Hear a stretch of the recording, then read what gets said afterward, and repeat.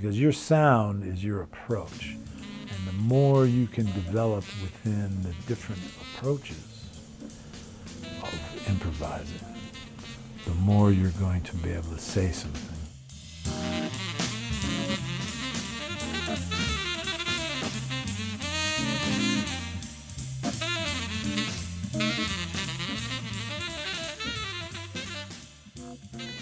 Joe Lovano, thank you so much for joining me here today at your home in Eastlake, Ohio. Yeah, well, thanks for inviting me to share some thoughts and talk about some music. Absolutely, and you're playing the Tri-C Jazz Fest this Friday evening in Cleveland. Yes, at the Ohio Theater, Yeah. Playhouse Square, with my quintet that I co-lead with Dave Douglas, beautiful, incredible trumpet player, composer. And our band is going to have Leo Genovese on piano, Matt Penman on bass, and Rudy Royston on drums. Okay. Sound Prince is Sounds lovely. I will be there, so I'm looking forward to it. Yeah, excellent. You were born here in Cleveland in late 1952. What are your memories from the city, from your childhood, and what has this city meant to you personally? Well, it was all about my family. And growing up in an incredible musical household, all four of my grandparents came to the States from Sicily, from two little villages, the Lovano Ferracci family from El Cadale Fuse, and the Verzi Sereniti family on my mom's side from Chisero, both province Messina and overlook Mount Etna. So they came, you know, in 1906, 1912, 1913, those years. Yeah. And so I grew up in an amazing, beautiful, lot of love and a lot of music. And those are my earliest memories. And my dad was one of the leading saxophone players around Cleveland in his time. He was born in 1925. My Uncle Nick was born in 1915 and also played tenor saxophone. My Uncle Joe, 1923 maybe, he played tenor saxophone. And my Uncle Carl played trumpet. And he was born in 28, I think. So I grew up with that happening around me, you know, and it was amazing because I heard a lot of music. My grandmother, Ferracci, my dad's mom, her family was real musical, and when I started to go to Sicily and play in those villages, actually, I started to meet so many cousins and people in my family that were all musicians. And they played in the bandista that was formed in 1900 in El Cadale Fuse. So I've had some real deep roots in music in my family. And it was a very natural, organic process about trying to learn how to play and to develop in the beautiful world of jazz the deepest expressive music from your heart and soul. Yeah. That we have. What age did you start playing saxophone? You know, when I was a real kid, 5, 6 years old, I had a horn. There's a picture of me in my recording Tenor Legacy with my mom, and I'm maybe 6 or 8 months old with an alto saxophone. And my dad took the picture, and it's in the booklet of my recording Tenor Legacy that features Josh Redman on saxophone. And I started to learn how to put the reed on and toot on the mouthpiece. 5 and 6 years old. Yeah. You know, and then started to learn about the mechanics of the instrument. But I got serious at around 12, 11, 12. And I started to play tenor saxophone. From the alto, I went to a C melody in 5th and 6th grade in school. And in 7th grade, I got my first tenor. So in my teenage years, it was all about learning the repertoire, and listening. My dad had an amazing record collection that I grew up with, and that's what it was all about at that period, you know, those earliest years, about listening and hearing and starting to hear what you were listening to realize what you were listening to, the different personalities on the saxophone and on every instrument.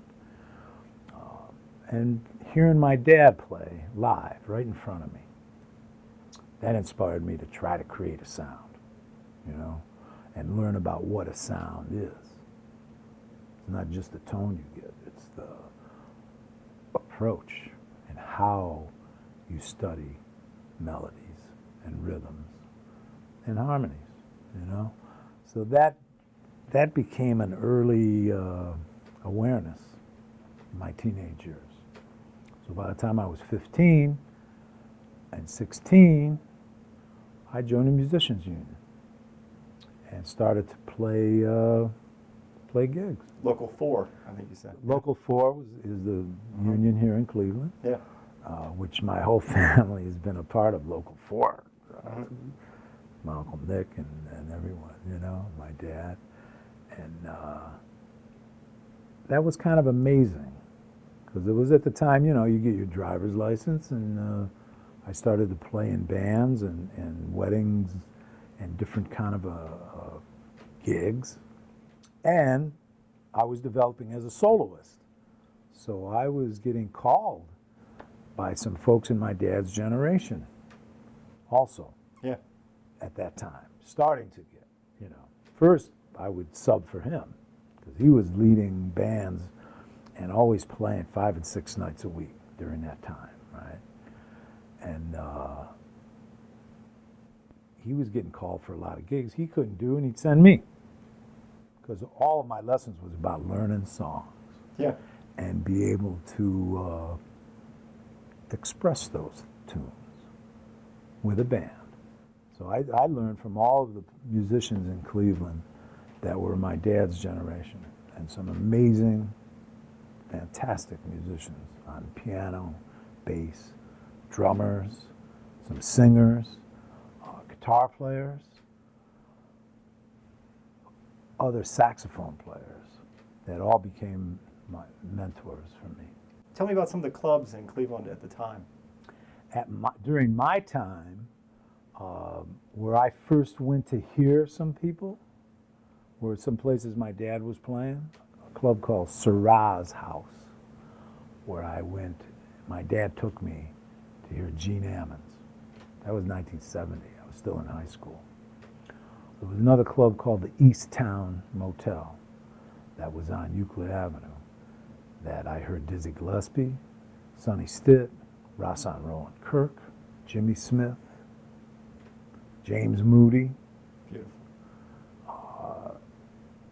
And I was with a little crowd of cats in my generation that we were all starting to play together and listen. And I remember we went, my friend Ron Smith, great vibes player, we eventually went to Berkeley together in the early 70s. Frank Doblikar, another saxophone player that we were in high school together. We went, we heard Rahsaan Roland Kirk, we heard James Moody, and we went to a matinee. And James Moody, man, played the most amazing sound of music. I had Eddie Jefferson on vocals, who sang famous solos by Miles Davis and John Coltrane and others, and put lyrics to the solos, which we knew the solos, and now we're hearing like a story within the lyrics of the solos, you know. And Moody's Mood for Love was a big hit for him, and it was one of his solos when he was pretty young on I'm in the Mood for Love, very famous solo in jazz. And Moody, they took a break. He comes walking over to our table, sits down, and he says, "Oh, so you guys musicians?" And man, it was so beautiful because we were in his audience, man, and he checked us out. He was looking at us while he was playing, you know. and he sees these young cats at this table, and he came over. And then, of course, years later, I got to know James Moody pretty well through the years, and played with him a couple times. But I always told him that story, how much that meant to us. And yeah, he was one of the first real generous folks that I met that was like a world-renowned, famous, amazing improviser, musician, and person. He was all about humanity and love. So those early experiences gave me a lot of confidence to try to get myself together. Yeah. You know, because you're in folks' audiences, and then all of a sudden they're in your audience at some point. And that keeps happening your whole life in jazz and in music in general. And as that's happening, you're always inspired, and it reaches you into new places, and takes you to new places, and you're reaching forth all the time. Beautiful. The Berkeley School of Music, you started in 1972. Why did you decide to go there? And what all did you take from that experience? Well, it was 1971. 71. I had just graduated high school, and some friends of mine had been to the summer program that summer before. Great drummer Carmen Castaldi, who's in my current band, Trio Tapestry, great drummer from Cleveland. Him and I and my friend Ron Smith went to Berkeley together. And what made us want to go there, because we were developing, and we heard about this school that was all about jazz. And it had some very famous folks on the faculty. Yeah. Okay? Charlie Mariano, great saxophone player. John Laporta, another innovative saxophone player, played with the Woody Herman band in the 40s. There were some folks that we wanted to study with. So we went and checked it out. Yeah. And I went because of Charlie Mariano. And of course, that was the semester he split, moved to Europe. So Gary Burton came in and took Charlie's place at Berkeley. So I ended up studying with Gary Burton. And my friend Ron Smith, also great vibes player and composer, was one of Gary's top students. So it just happened to happen like that. Yeah. It was incredible, I was placed in one of Gary's ensembles and had a chance to study with him. And it was the first time I played some music outside of just like the standard jazz repertoire. Because Gary was playing with Keith Jarrett and had played with Stan Getz. He was on some very, very famous recordings with Stan Getz, actually.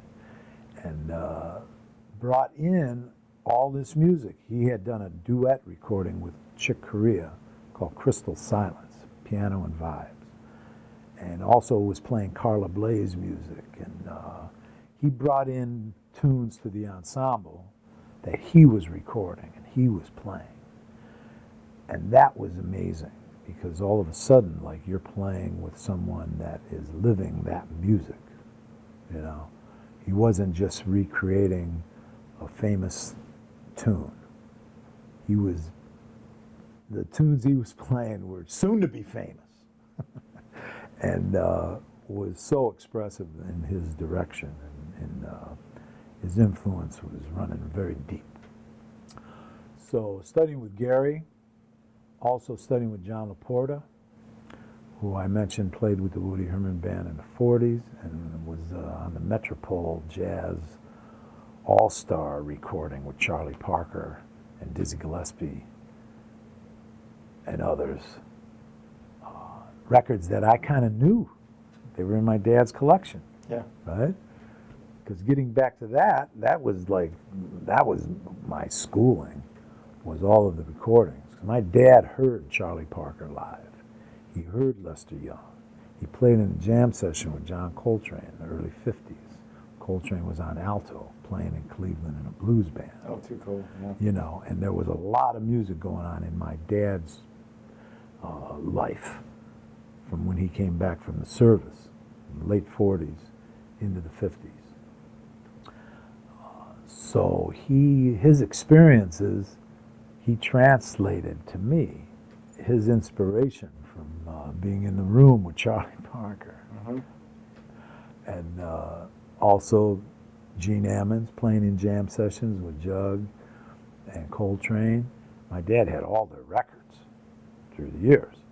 So as I'm growing up, my dad's record collection was amazing. I didn't have to buy a record for a long time until I started to add to the collection.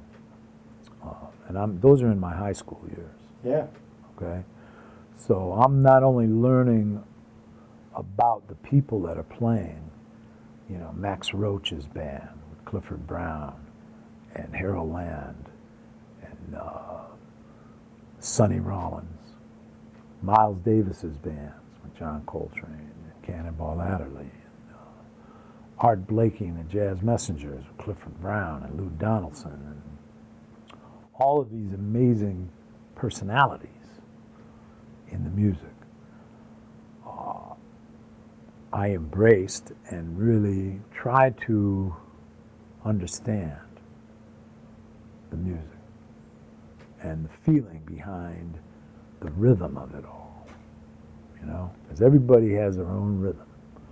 And when you can execute your own rhythm inside the harmony with the melody, then all of a sudden you're starting to say something and not say something somebody else said.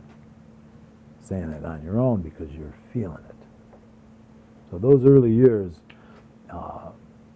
just kind of inspired me to carry on. And going to Berkeley was a big part of it.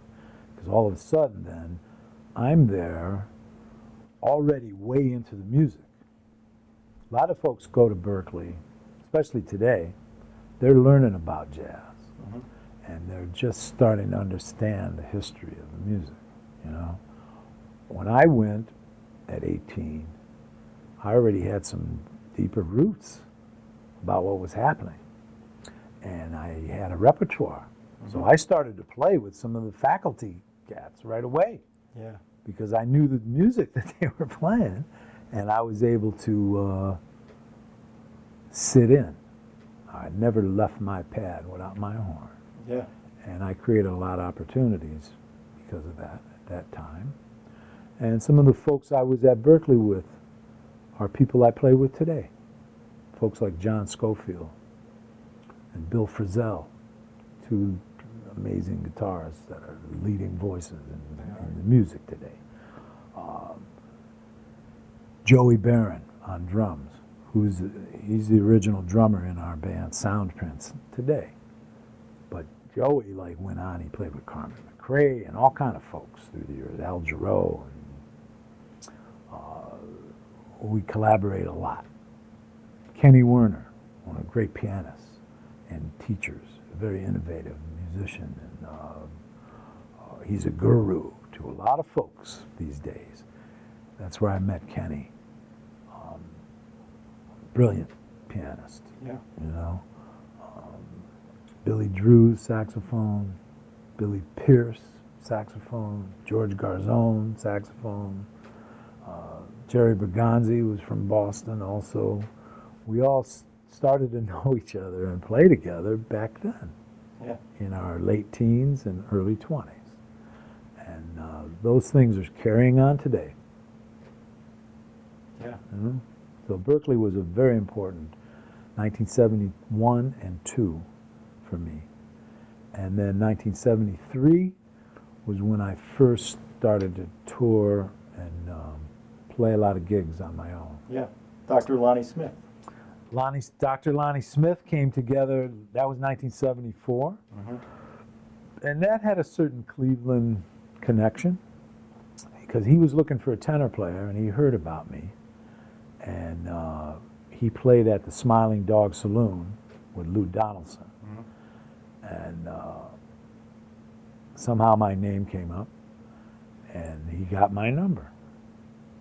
I was back up in Boston at the time playing some gigs, and he called my house and spoke with my mom, and she called me in Boston. Yeah. I said, "Oh, Lonnie Smith is looking for you." And I was hip to Lonnie from his recordings on Blue Note as a leader, and also from playing with Lou Donaldson. He was on the famous Alligator Boogaloo, one of the first funky records, and it was a hit record on Blue Note Records at that time in the 60s.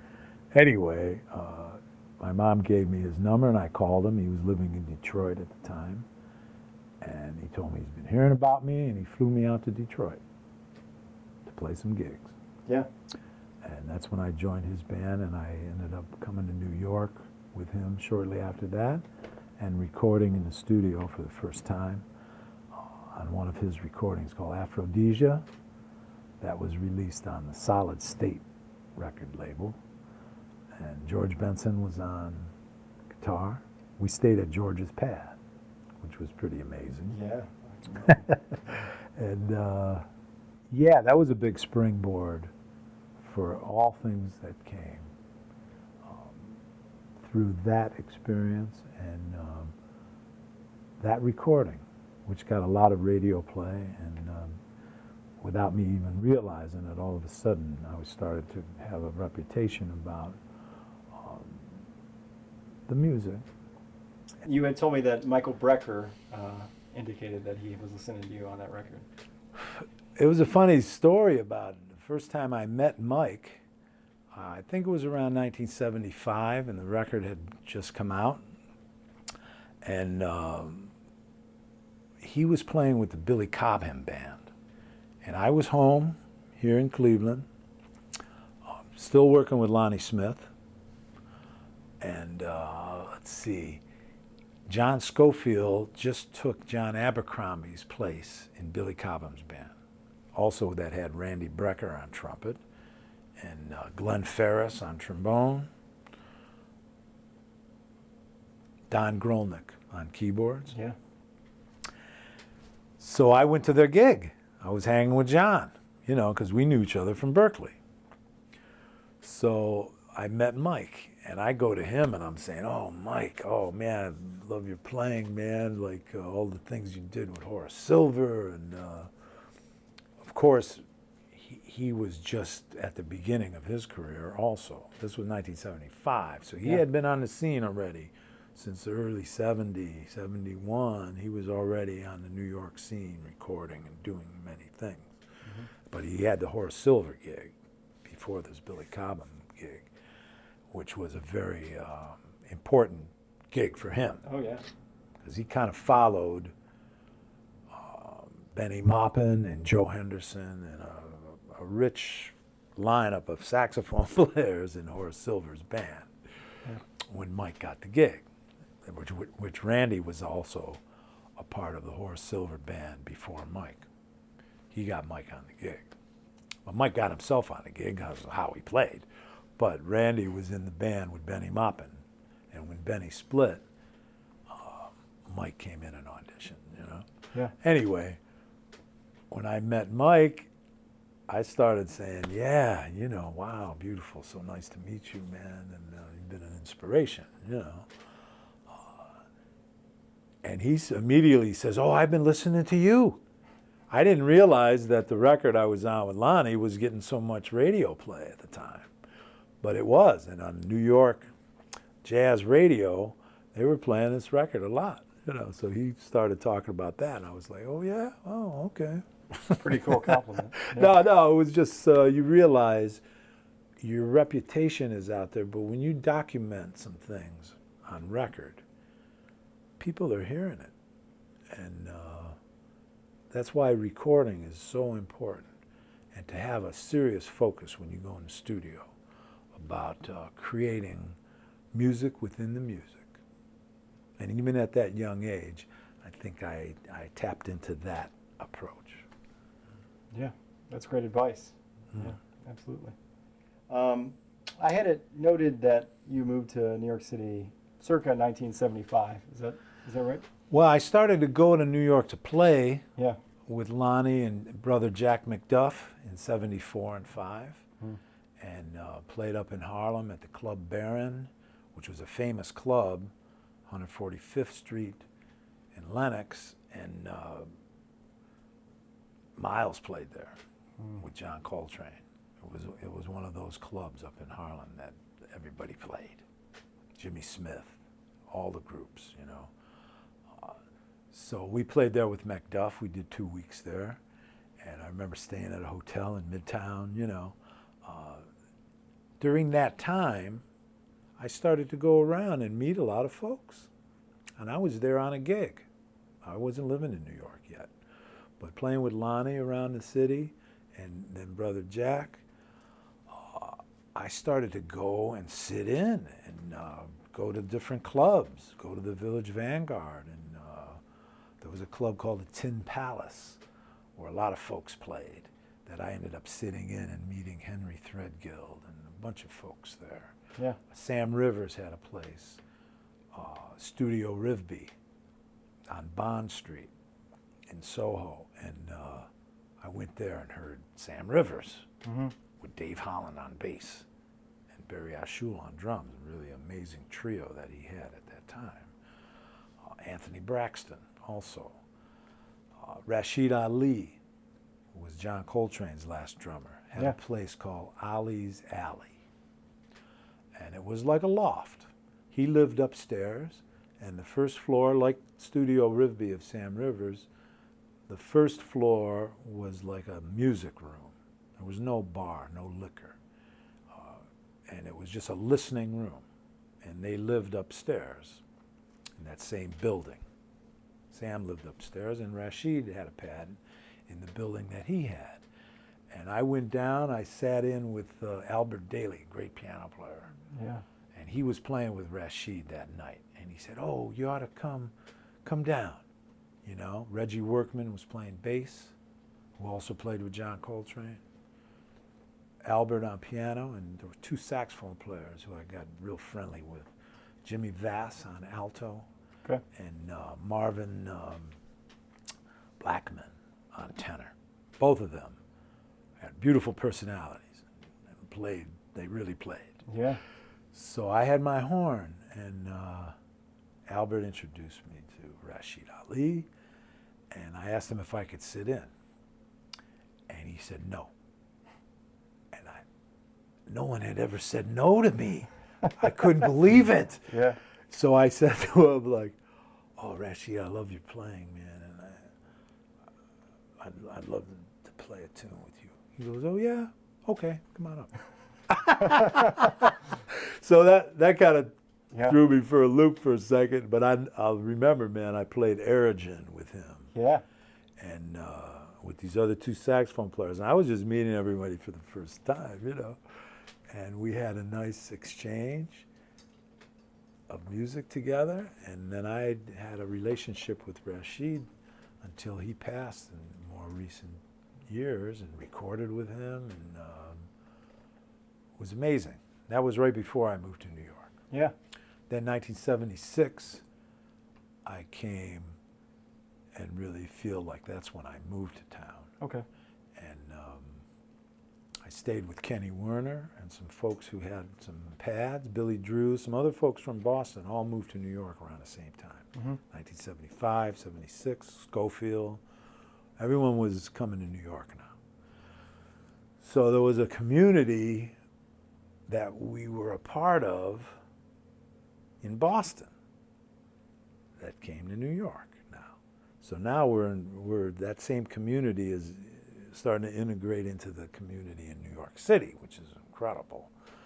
And I think it was 3 or 4 months, and I got the call to join the Woody Herman band. Yeah. From playing with some folks and sitting in and meeting, I met Joe Lovano, great tenor saxophone player from Rochester, who played with Woody in the 60s. Sal Nustico. He was in some real famous bands, Joe, in the 60s with Woody.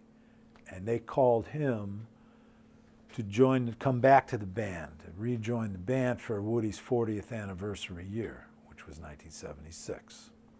Okay, he emerged in 36 as a band leader. Mm-hmm. So this was his 40th anniversary year. And Joe didn't want to go back on the road.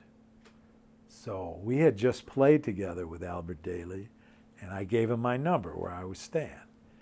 And when they called him, the road manager of Woody Herman's band, Bill Byrne, who was one of the trumpet players, Joe gave him my name. He said, no, I don't feel like coming back on the road right now. I'm in New York, and call this young man. Mm-hmm. They called me, and I flew out to St. Louis and joined the band. Oh, beautiful. Yeah, it was like one of those things. It just happened. Yeah. I didn't have my own apartment yet in the city. Mm-hmm. I was staying with some friends, with Billy Drews and Kenny Werner, actually. At a loft. Kenny's loft became my loft in 1978, while I was still on Woody's band. I ended up staying on Woody's band 2.5 years. Yeah. And it was an amazing experience, man. That first year, we played at Carnegie Hall for the anniversary, November. And I was in the saxophone section, but the concert featured all the all-stars and the greats from Woody's history. I'm speaking of Flip Phillips and Zoot Sims and Al Cohn and Jimmy Giuffre and Stan Getz. Yeah. Also, Phil Wilson on trombone, and the Condoli brothers on trumpets, and Don Lamond on drums, and Chubby Jackson. I mean, like all throughout the band, every section had some amazing, masterful musicians. Yeah, one of the great big bands. Oh, it was incredible, you know. And I found myself standing next to Stan Getz, playing Early Autumn, and playing my part with him playing lead at the front mic. And that was one of the big moments for me, to try to blend and make Stan feel my feeling in the way I played my part. Yeah. Not just to play the notes, but to support him in his lead, you know. I learned that from my dad, man. Growing up, playing with two tenors, and playing with other saxophone players through the years. And that felt amazing, man. And to have Stan Getz's embrace at 23 was something. Yeah, it was a big springboard for things. You have all these springboards along the way that happen in your development and in your personal history as an improviser and a storyteller, you know. When you're playing with some beautiful storytellers, that influence stays with you. It goes beyond a technical approach on your instrument. Because you have to have your technique together. You have to get around your horn. Yeah. You have to play in all 12. And you have to deal at all tempos. But then to be expressive within that is another element of storytelling. That's what jazz is all about. The blues, trying to tell the story within whatever the music is. Yeah. So Stan Getz was important for me to meet and to have his embrace, because my dad played opposite Stan Getz in 1951. Mm-hmm. My mom remembered going and hearing my dad, and they were engaged, playing opposite Stan Getz at a club here in Cleveland, very famous club called Lindsay Sky Bar. It's where Charlie Parker played, Billie Holiday, all kinds of folks in the late 40s into the 50s. And I mean, like Billie Holiday played there a lot. And my dad heard Charlie Parker with strings at Lindsay Sky Bar. Oh, that's beautiful. Yeah. And if you could go in history books and read about Charlie Parker's diary. There's a Charlie Parker diary that speaks of gigs between 1945 and 55 when he passed. And it goes through his itinerary. Oh, And cool. Cleveland's in there a lot. Yeah. And you see it. My dad always talked about hearing Bird with strings and blah, blah, blah. And then all of a sudden I got this book, and I found it in the book, what he was talking about, you know? Yeah, that's beautiful. But my mom remembered hearing my dad play opposite Stan Getz, and Flip Phillips also, Yeah. who was also on the Woody Herman 40th anniversary concert, Yeah. and was on all those Jazz at the Philharmonic dates with Lester Young and Bird and Ben Webster and Illinois Jacquette. Flip Phillips was another Italian-American, incredible improvising storyteller on the tenor saxophone that stood toe-to-toe with Coleman Hawkins. Yeah. So he was there, and he was a very early influence for many things from that period, that era. Yeah. So that joining Woody Herman's band was incredible for me, and I stayed in the band until 1979, the beginning of '79, and right before that's when I acquired my loft on 23rd Street and 7th Avenue that I lived for over 25 years. Yeah. In the Michael Bredeker biography, they talk, and I asked Tom Malone about it in the last interview, the loft scene that was going on in the 70s at the time. I know the Breckers were deeply involved in that. Did you get involved? I know you were a little bit later into the city than they were. But I was at kind of the tail end of that loft world, and I had my loft. It was really funny, man, because I guess in the early 80s, there was some new zoning laws. And my loft was 23rd and 7th Avenue. So anything anything that was east of 7th Avenue yeah. and anything north of 23rd Street was not protected in this loft law, whatever it was. Yeah. So Mike Brecker and everybody, their lofts were east of 7th Avenue. All those places went away. I got you. They all became, they all became commercial places. My loft was protected under the zoning. So I was able to sustain into the late 90s in my pad. But Dave Liedman, Mike Brecker, a lot of cats who had lofts east of 7th Avenue and north of 23rd Street lost their places, you know. Yeah. But the early 70s, from the early 70s is when that was the heyday Yeah. of the loft scene with Mike and everybody. Yeah. The late 60s and 70s. Yeah. Until, I don't know if it was 82 or 3 or 4, somewhere around there, things changed. And Yeah. more lofts were in Soho, like where Rashid Ali and those cats were. Gotcha.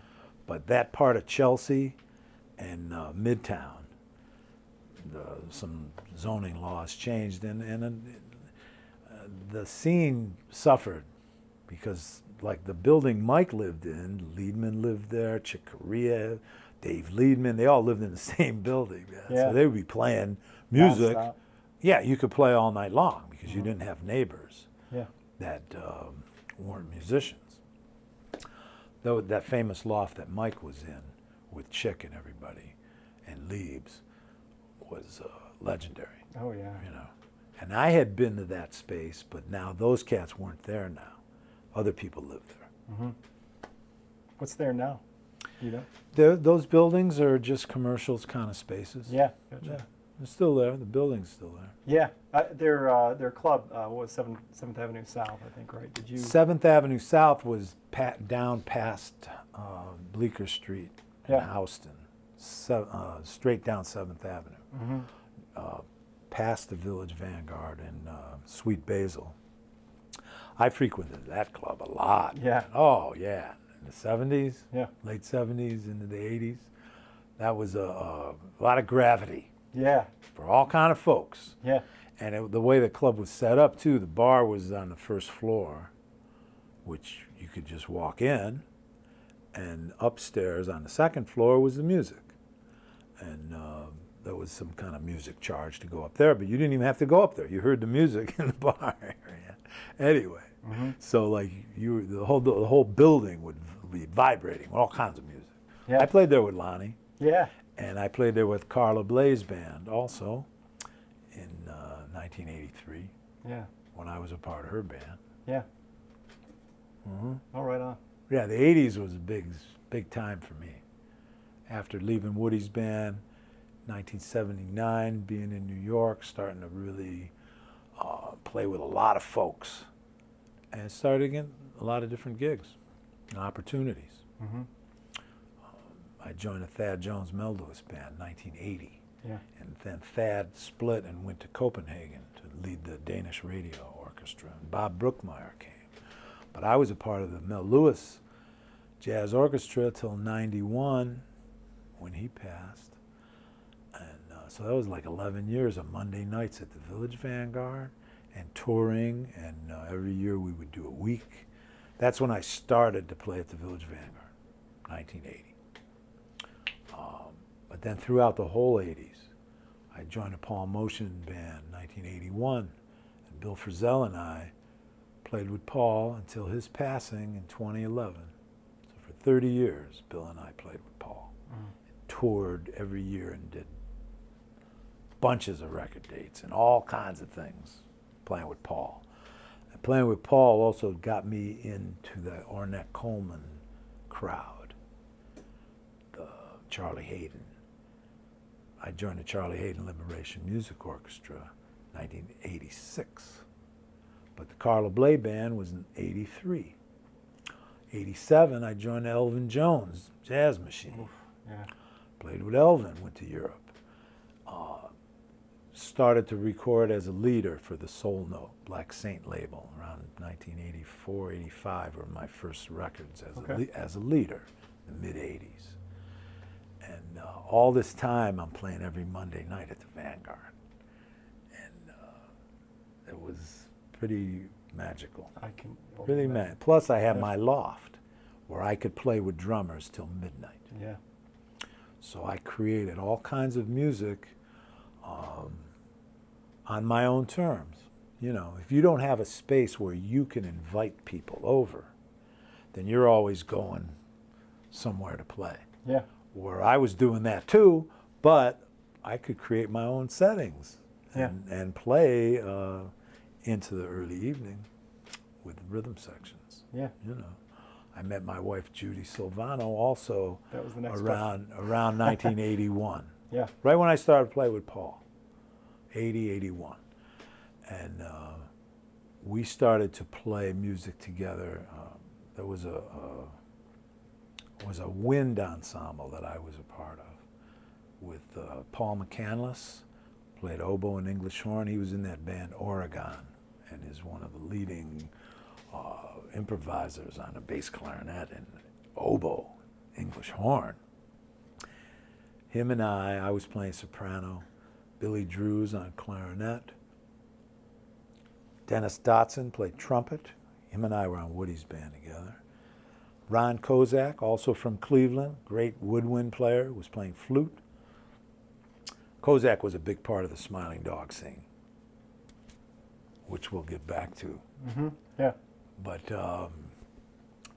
Michael Boshin on guitar, a disciple of Bill D'Orango, and James Emery, another great guitar player from Cleveland, who played with Anthony Braxton and Roscoe Mitchell and folks. James Emery. Michael was on acoustic guitar. So it was a wind ensemble with guitar. Mm-hmm. And Paul's lady, Robin, was a dancer. And Judy came to New York in the modern dance world as well as in the vocal world. So she was in a dance company with Robin. So there was a collaboration between this wind ensemble and the dancers at Paul's Loft, which was down on the Bowery. He had a duplex. They lived on the first floor. The second floor was a dance studio and performance space. Big space, 2,000 square foot or something, you know. So we would play down there. And there was a collaboration between the dancers and the wind ensemble, and through that is how Judy and I met. Oh, yeah. Yeah, she sang and danced and met some of the cats in this wind ensemble, which I missed that gig that night because I got another paying gig. And but she sang and danced and then met the musicians, and Michael Motian brought her over to the Loft, and we played trio, voice, soprano saxophone, and acoustic guitar, and we improvised together, and that was the beginning of That's cool. of us, our music and our relationship. Was it a romantic sensation, You know, or was it more musical? we rub tones first. Yeah. Very cool. Let's say that. Yeah. I like that. Yeah. And then, you know, we got married in '84, September 30th in '84. Yeah. You know, and when my mom and dad and my family came to meet Judy's family, my dad came, and he flew. My mom and my Aunt Rose and everybody drove. So my dad came a couple days early. That weekend, Archie Shepp was playing at Sweet Basil. So I took my dad down to hear Archie, and I brought my horn. Kenny Werner was playing piano with Archie at the time. So this is maybe 1982 or something. Okay. Right? And I ended up sitting in and playing with Archie Shepp, and my dad was there, and then he met Archie, and we had records with Archie on them. My dad had stuff, Ascension, John Coltrane, Right. Archie's on Ascension, so my dad was real hip to Archie Shepp, and that was an amazing moment. And then that Monday also, my dad sat in with the Mel Lewis band at the Village Vanguard. And there's some pictures, some famous pictures in my history, in my life, of my dad sitting in. And he played Body and Soul, and he played on one of Thad Jones's charts, The Second Race, which is a blues. And it was a thrilling moment for me and for my dad to be in New York City and to sit in at the Village Vanguard. Yeah. Did he visit Yeah. you often in the city? You know, not that often. That was one of the few times, Yeah. you know, that he made the trip. Yeah. You know, he had some heart issues and ended up passing in January of '87. You know, but I took him in the studio and we recorded a recording that came out. It's called Hometown Sessions with a great organ, Eddie Baccus. Yeah. Who just passed recently. He was blind. He was another Cleveland guy, right? Yeah, well, he was originally from Columbus Oh. and came up with Rahsaan Roland Kirk and moved to Cleveland in the early 50s. Gotcha. Great, amazing musician. One of the first really great players I ever sat in and played with when I was 15, Eddie Baccus. And Lawrence Jacktown Jackson on drums. He's on this recording. Also, my brother Anthony's on this recording on drums too. My brother today is one of the leading drummers around Cleveland. Plays in a lot of blues bands and has created jam sessions and all kinds of great stuff from his inspiration about music through my family and my dad's influence. Anthony came up playing with my dad and learning everything about all these different beats, how to play a rumba, how to swing, how to play a funky beat, and come from a supportive place in a rhythm section. You know? And I'm really proud of him today. He's doing all kinds of really nice things around Cleveland these days. You know, but I don't know. It's an ongoing development, and those moments when my dad came to New York, and I hung out with him with Archie Shepp, which was amazing because Archie's one of my mentors and one of my influences from the early times, and he's with us today and still telling his story. And what's going to happen now that my band Sound Prince, that's playing Friday here, we're going to Europe. July 7th we leave. We're playing the North Sea Festival and then the Ghent Jazz Festival in Belgium. And I just found out that we're going to be on the same bill with Archie Shepp and Charles Lloyd. And I'm going to be sandwiched in between two of my heroes. Yeah. So if anyone's in Belgium, Yeah. July 9th. This probably won't be out by then. But if it is, we'll see. Yeah. Anyway, that's funny, like talking about Archie, and, Yeah. and they just told me the lineup for the night of our concert. Mm-hmm. Archie's going to be there. So Yeah, that's really cool. Yeah, I'm looking forward to that. Paul Motian, how did you meet him? And obviously you've collaborated for a long time. So Well, Paul, of course, with the Bill Evans Trio, was some records that I grew up with. mm-hmm. Scott LaFaro on bass, Live at the Village Vanguard, How My Heart Sings, Trio 64. Paul was one of very few influential drummers that contributed a way of playing the drums, how to approach playing the drums. Not just to play the drums, but to how to integrate and use the drums to create new atmospheres and things. Coming from Max Roach and Kenny Clark, Paul's roots, drummers like that did that. Paul did in his own way. Elvin Jones also, Mm-hmm. Ed Blackwell, Billy Higgins, Mel Lewis. So I was real hip to Paul from all of the recordings, right? And especially the Bill Evans, and then the Keith Jarrett band with Dewey Redman and Charlie Hayden, early 70s. I heard them play at the Jazz Workshop in 1972 in Boston, and those are the cats I want to play with, and play in that fashion of really developing inside the music you're playing. Like the music is one thing, but now how to create music within that music for the moment, and having it be, have its own life, not to just play the tune. Yeah. And Keith's quartet really captured that. I felt it was the next really great quartet after the Coltrane quartet. For me, it was the Keith Jarrett quartet, and also Ornette Coleman's quartet, Mm-hmm.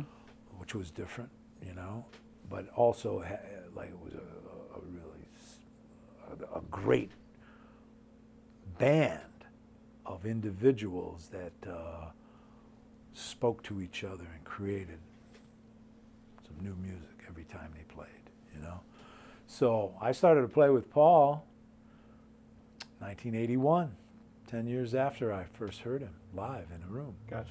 Yeah. And it was something I was trying to develop in my approach, because your sound is your approach. And the more you can develop within the different approaches of improvising, the more you're going to be able to say something in the music, Not to just stay in one style or another, to be stylist without style, inside the feeling, the spirit of the music, Mm-hmm. the rhythm spirit, the harmonic, melodic spirit in the music, And Paul was always in situations like that. He also played with Albert Ayler, who was one of the pioneers of more of the freer jazz forms, Yeah. who was another Cleveland player. He was from Cleveland, Albert Ayler. Yeah.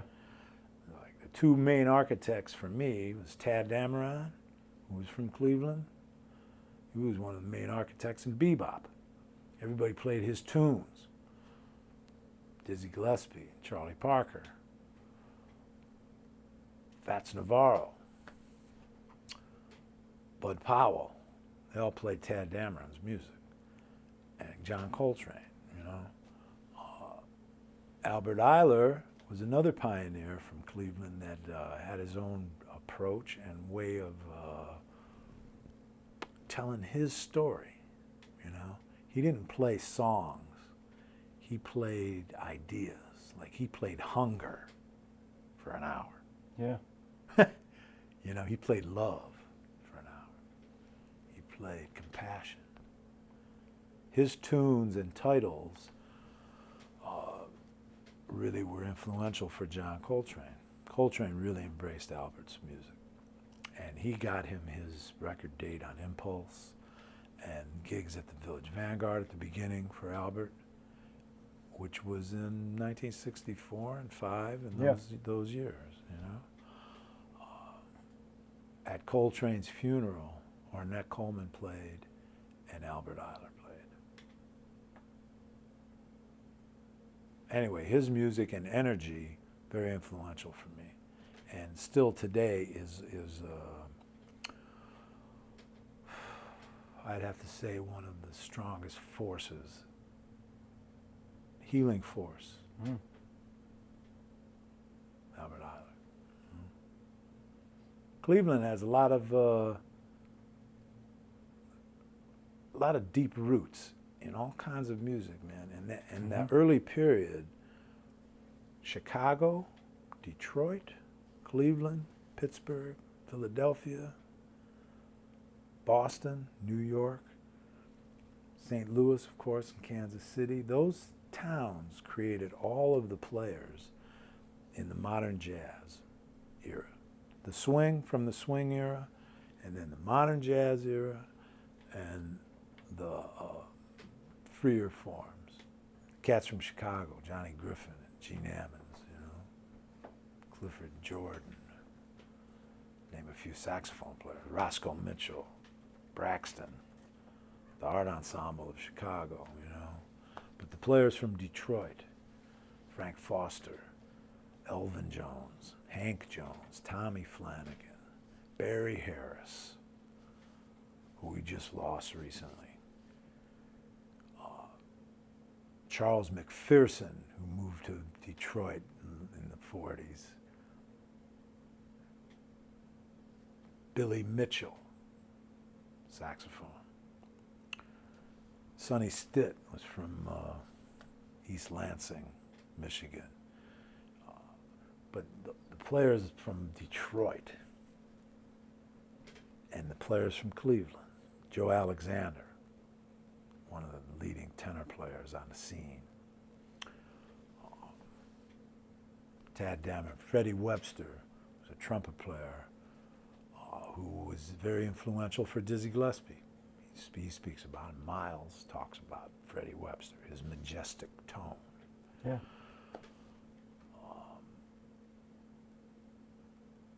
The cats that came up, let's say the generation before me, Ernie Krivda and Skip Haddon, drummer, Jamie Haddad, who's in my generation, one of the leading percussionists on the scene today, in all kinds of music. He's played with Paul Simon, and he played with us with Lonnie Smith, also a lot at that time. And he plays on some tunes on Aphrodisia as well, Jamie. We really came up together, man, and experienced knowing and playing with a lot of folks that inspired us to do what we do. Jamie's dad used to have a club called the King's Pub on Cedar, and we used to play there a lot.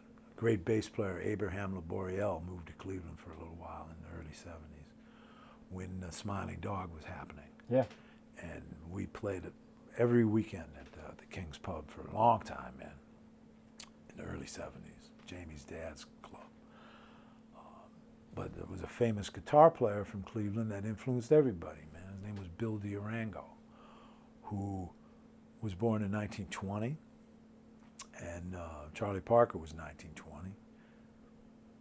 So Bill went to New York in the 40s and was on the scene in New York City on 52nd Street playing with Ben Webster when Charlie Parker came to New York and sat in with them. He's in some famous pictures playing with Ben Webster. You could see Bill sitting, and Ben is, and Charlie Parker is to Ben's left. And I grew up knowing Bill, man, and learning all kinds of things about improvising from Bill Durango, man. Yeah. Because when 52nd Street ended up folding, he came back to Cleveland, opened a music store. And then he was the house band with Ernie Krivda and Skip Haddon. They were one of the house bands at the Smiling Dog Saloon in the early 70s. That club lasted from 1970 or so till 75 or 6. Weather Report played one of their first major gigs after emerging at the Smiling Dog. Put the place on the map. Yeah. And then through the years, Herbie Hancock, Pharoah Sanders, Stan Getz, Chick Corea, Return to Forever, Keith Jarrett Quartet, Bill Evans Trio. I played opposite a lot of groups there and got many gigs there. I got the gig with Lonnie Smith from him hearing about me through the playing at the Smiling Dog when he came with Lou Donaldson, and then brother Jack McDuff also played the Dog, and he was traveling with 2 tenors, guitar and drums and organ, but he wanted to have a saxophone section, so he was picking up an alto and baritone in each town. So I ended up playing baritone that week he came. And Willie Faye Smith, great alto saxophone player who grew up with my dad, and Benny Bailey and others, played alto. Yeah. Now, Willie was one of Tad Dameron's disciples as far as orchestrations, and he used to be one of Tad's copyists. He would be copying parts for Tad Dameron, some of those early sessions. Yeah. Anyway, Face and I played that week, and a couple weeks later, MacDuff called us to join the band and do the Oregon Summit tour that George Wein was booking, cool jazz festivals. So we played at Carnegie Hall, we played in Philadelphia and in Reno, Nevada, a bunch of gigs around the States on tour with the Oregon Summit, which was Jimmy Smith Trio, Shirley Scott Trio, Larry Young in one of the first real fusion kind of bands after he left Tony Williams' Lifetime, one of Larry Young's first bands, and us. And it was a thrill to be on the road like that at 20, 21 years old. Yeah, it had to be thrilling. Touring and hearing and listening to some of my heroes in the music, you know. That was right before I moved to New York, but came to New York playing with that band, you know. But the Smiling Dog is what I'm focusing on right now, is that major club. Miles Davis played one of his last gigs there before he took a little retirement in 1975 or 76. Yeah. I took my dad down to hear Miles. Oh, that's... Yeah. And my dad was hip to Bitches Brew and some of those records, right? Because I had those records. Yeah. So he knew he wasn't going to hear the Miles Davis that he did hear with Coltrane and heard with Bird, because they came to Cleveland. Bird came to Cleveland with Miles, and which was 1948 or whatever, you know. Sure. Anyway, that was fun to take my dad to hear Miles Davis at the Smiling Dog. What did he think of Well, he kind of knew what to expect because he had heard Bitches Brew and some of those things, you know. No, he was just happy to be in the room digging Miles. Yeah. Didn't matter what he played. Yeah. Could play anything. Yeah. He still sounds like Miles. Even Oh, during that period. man. Yeah. Miles Davis set the pace, and today, in 2022, is still setting the pace about telling a story and being yourself. And technique is about expression. When it's not about flying around your horn and trying to go for house, which a lot of folks do. That's easy. To say something and play a ballad and to really be expressive in the music, man, Miles Davis changed the world, man. Yeah. You listen to him today on any of his recordings, and you feel what you're listening to. I just did a great couple nights at the Blue Note with Marcus Miller's band. Yeah. Marcus had 2 weeks, and he did a bunch of different things in those 2 weeks. The We Want Miles band, because Marcus wrote a lot of music for Miles Davis. You know, he was in the last bands and produced. And we played Tutu, Mr. Pastorius, Mandala. We were playing a lot of the music that Marcus wrote for Miles. Some great, beautiful songs and pieces of music that you could get into and explore. And this was just, I guess it was in April. That was beautiful. 2 beautiful nights with Marcus Miller. Yeah. Playing some of the things he wrote for Miles, you know, Yeah. that are as fresh today as they were when they first laid them down. Because Miles, his interpretations of them made it so. So you can't approach it unless you have to be sincere and really get deep Yeah. into the feeling of the music, not just the notes. Yeah. It's how you play those notes.